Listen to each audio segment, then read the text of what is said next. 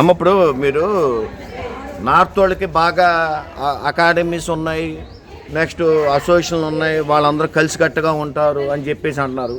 అంటే మీరు ఇక్కడ ఎవరికి మీరు ఒక రిప్రజెంటేషన్ పెడతాం కానీ అసోసియేషన్లు అందరినీ కలుపుకెళ్తాం కానీ ఏమన్నా ఉందా లేదా? లేదు సార్, నేను ఎప్పుడు అసోసియేషన్స్ పరంగా ఎప్పుడు నేను వెళ్ళలేదు. ఎందుకంటే నాకు పిల్లల గ్రోత్ అనేది ఇంపార్టెంట్. వాళ్ళు ఒక కేటగిరీలోకి వచ్చారంటే వాళ్ళు ఆడుతున్నందుకు దాని విలువ వాళ్ళకి తెలియటం చాలా ఇంపార్టెంట్. ఇప్పుడు ఏంటంటే మనకి ఇక్కడ గ్రౌండ్స్ కూడా ఉండట్లేదండి, పిల్లలు ఆడుకోవడానికి సరైన గ్రౌండ్ ఫెసిలిటీ ఉండటం లేదు.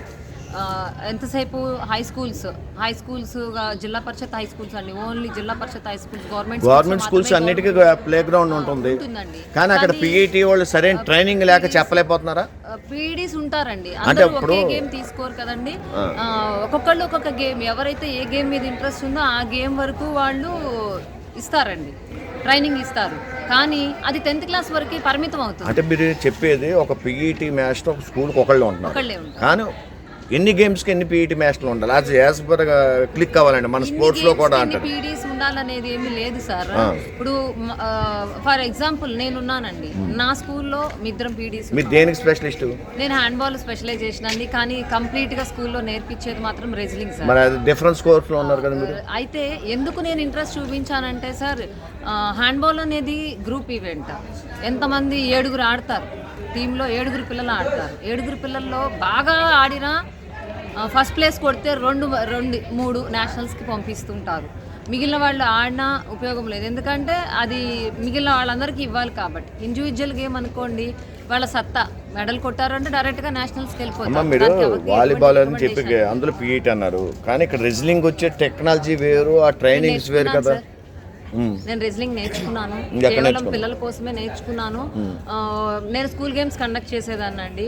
గత 10 ఏళ్ల నుంచి కూడా school games wrestling tournament conduct చేస్తున్నాను. ఒక 2 సంవత్సరాలు మా కృష్ణా జిల్లాలో కండక్ట్ చేసినప్పుడు పూర్ణప్రసాద్ అని తను రెజ్లర్ అండి, తను కానిస్టేబుల్గా ఉద్యోగం చేస్తున్నారు ఇప్పుడు. ఆయన మా దగ్గరికి వచ్చి మా సారు ఆయన ఏమన్నారంటే, సార్ మీ జిల్లా నుంచి టోర్నమెంట్ కండక్ట్ చేస్తున్నారు, మీకు పిల్లలు ఉండట్లేదు అని అడిగారు. ఏం చేయమంటావు చెప్పు పూర్ణ అని అడిగాము. మాకు తెలీదు, ఏం చేయమంటావో చెప్పు అని అడిగాము.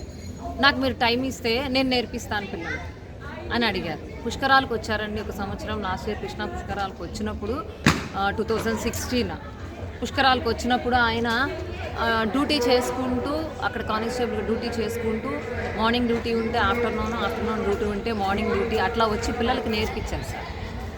కొంత సక్సెస్ అమ్మ. ఇప్పుడు మీరు చెప్తున్న అన్నీ బాగానే ఉంది, ఫైనల్గా మనం ఎందుకు ఇంకా ముందుకు వెళ్ళాలంటే గవర్నమెంట్ ఏ రకమైన అవకాశాలు ఇవ్వాలి, వీళ్ళకి ఫుడ్ అంటే ఏ స్టేజ్ నుంచి ఫుడ్ మెయింటెనెన్స్ ఉండాలి, ఏ స్టేజ్ నుంచి ఏ వయసు నుంచి వీళ్ళ ట్రైనింగ్ ఉండాలి, రోజుకి ఎన్ని గంటలు ఉండాలి అనేది వివరంగా చెప్పండి సార్. వాళ్ళకి ఫుడ్ అనేది ఇప్పుడు ఫస్ట్ ప్రాక్టీస్ అనేది చిన్నప్పటి నుంచి ఉండాలి సార్. మ్యాక్సిమమ్ వాళ్ళు 10 years 12 years నుంచి పిల్లలకి ఉండాలి. గేమ్ కావాలంటే ఫస్ట్ ఫిజికల్ ఫిట్నెస్ ఉండాలి. ఫిజికల్ ఫిట్నెస్ ఉంటే ఆటోమేటిక్గా ఆ పిల్లలు ఆడగలుగుతారు సార్. దానికి తగ్గ ఫుడ్ అనేది ఉండటం లేదు, ఎందుకంటే ఇంట్లో ప్రతి ఒక్కళ్ళు పెడుతున్నారు. గవర్నమెంట్ కూడా మధ్యాహ్నం ఫుడ్ బాగుంటుందండి, గవర్నమెంట్ పెట్టే ఫెసిలిటీ బాగుంటుంది, సరిపోతుంది. బట్ కాకపోతే ఏంటంటే ఇంట్లో పేరెంట్స్ ఎంతసేపు స్టడీ మీద చూపించే కాన్సన్ట్రేషన్ పిల్లలకి గేమ్స్ మీద చూపించడం లేదు. అంటే మీరు మోటివేషన్ ఇవ్వట్లేదా? మోటివేషన్ ఇచ్చినా అది ఎంతవరకు అవుతుంది? ఇప్పుడు ఒకసారి ఉంది సార్, మనం సైకిల్ నేర్చుకుంటున్నాం అనుకోండి, కింద పడ్డామని సైకిల్ నేర్చుకోవడం ఆపేస్తున్నామా? ఆపేయట్లేదు. కానీ పేరెంట్స్ ఏంటి, ఒకసారి వచ్చేయాలి, ఒకసారి మెడల్ రాలేదనుకోండి ఆడట్లేదు కాండి ఎందుకులేండి అని ఆగిపోవటం, ఇది బాగా ఎక్కువగా జరుగుతుంది సార్. స్కూల్స్లో వచ్చేసరికి కొంత టీచర్స్ కూడా గేమ్స్కి వెళ్తుంటే పిల్లలకి మీకు ఎందుకు ఉపయోగపడుతుంది అని పిల్లలకి వాళ్ళు చదవట్లేదు వీళ్ళు అని చెప్పే తీరు ఒకటి ఉంటుందండి.